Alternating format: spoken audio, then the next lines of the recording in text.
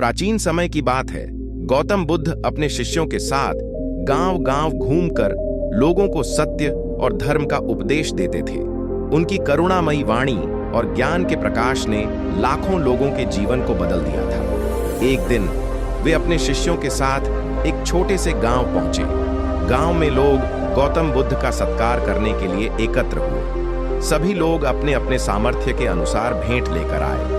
किसी ने फल, किसी ने फूल, तो किसी ने स्वादिष्ट भोजन दिया। गरीब किसान का आगमन। उसी गांव में एक गरीब किसान भी रहता था। उसका नाम हरिपाल था। वह अत्यंत निर्धन था और दिन रात मेहनत करने के बाद भी मुश्किल से अपने परिवार का पेट भर पाता था। जब उसने सुना कि गौतम बुद्ध गांव में आए हैं तो उसका हृदय आनंद से भर गया।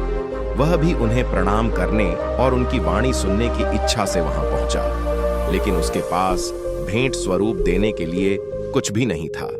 हरिपाल ने सोचा, अगर मैं भेंट के बिना जाऊंगा तो यह मेरा अपमान होगा।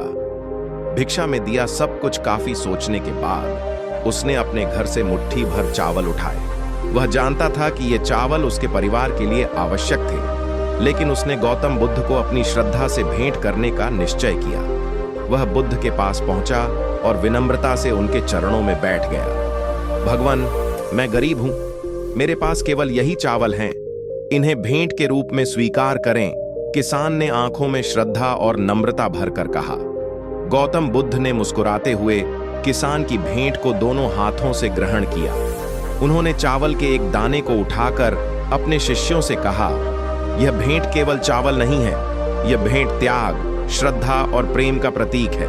यह भेंट किसी भी राजसी उपहार से कहीं अधिक मूल्यवान है। सच्ची भक्ति का अर्थ गौतम बुद्ध ने लोगों को समझाया कि भक्ति और श्रद्धा का मूल्य धन संपत्ति से नहीं आंका जाता।